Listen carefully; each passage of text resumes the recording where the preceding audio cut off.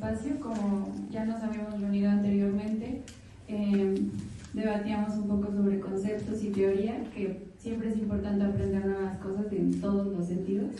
Yo me llamo Diana Morales Tapia, soy antropóloga, fundadora del colectivo Cyberpink, que ahora es un laboratorio de educación digital comunitaria y feminista, porque creemos que el cuidado es la base de la prevención de las violencias, pero tiene que ser comunitario, si no, no va a funcionar. Empezamos en pandemia, básicamente. En pandemia inició el colectivo, como todas y todos ustedes saben. Fue una época muy dura para todo el mundo y nos tuvimos que trasladar a los espacios digitales. Toda nuestra vida estaba ya en los espacios digitales y sigue actualmente. Por lo que los casos de violencia digital en general, no solo la sexual, aumentaron en gran medida, más del 50%. Y es algo que sigue arrastrándose aquí en Tlaxcala, ya que al ser un estado muy pequeño, pareciera que es un poco más fácil atender estos casos. Sin embargo, como organización civil hemos tenido muchas dificultades al momento de la atención de los mismos por la canalización.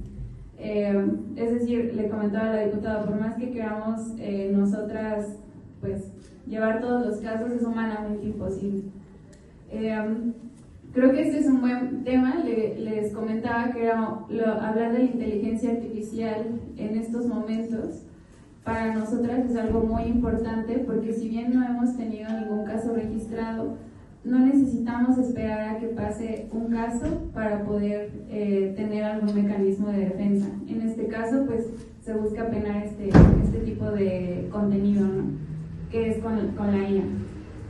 La violencia digital no se trata de un tema pues moral, por así decirlo, sino más bien es un tema de derechos humanos, y es importante entenderlo de esta forma, porque así nos va a brindar una visión más amplia de lo que es la violencia digital, y que no solo es violencia digital sexual. Puede ser violencia digital, suplantación de identidad, robo de información, el famoso doxeo. Y en el caso de las niñas, niños y adolescentes, que es con quienes trabajamos principalmente en las escuelas de Tlaxcala, pues el grooming y la mal llamada pornografía infantil.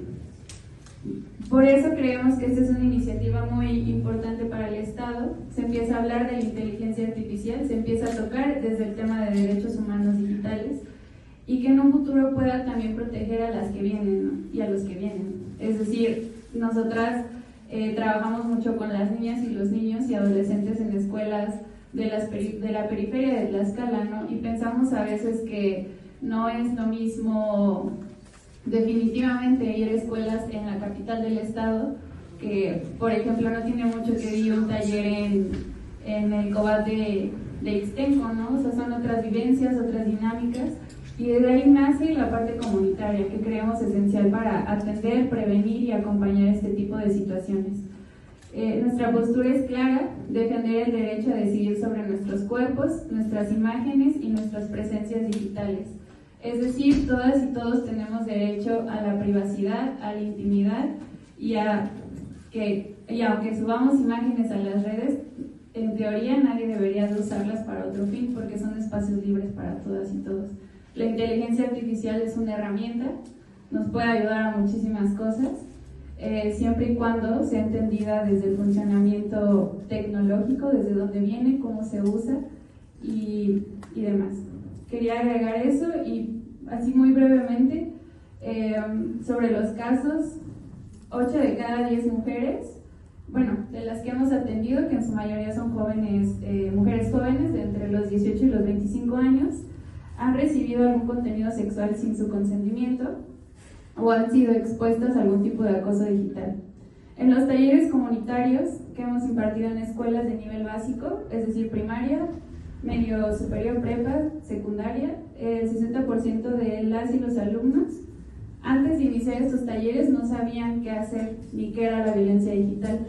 Ahora podemos decir que más de la mitad ya sabe aproximadamente diferenciar qué es y cómo la puede identificar ellos mismos y ellas mismas como estudiantes.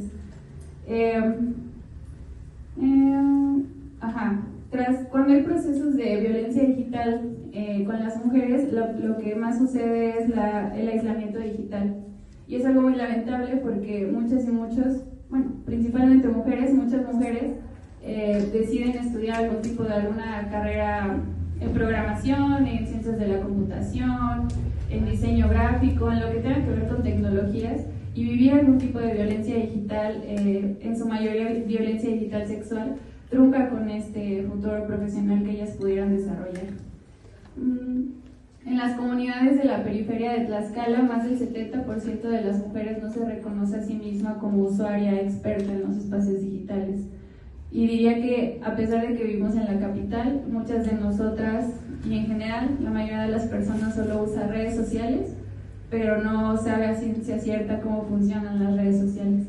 Y eso es lo que luchamos desde pandemia, la educación digital en estos aspectos, porque creemos que esta es la manera de prevenir la violencia digital en todos los aspectos, principalmente con mujeres acompañando casos.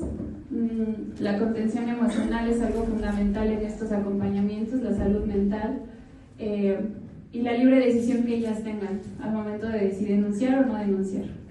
Y quería agregar esos datos para que tuviéramos un panorama más amplio sobre qué es lo que está pasando en Tlaxcala en materia de violencia digital.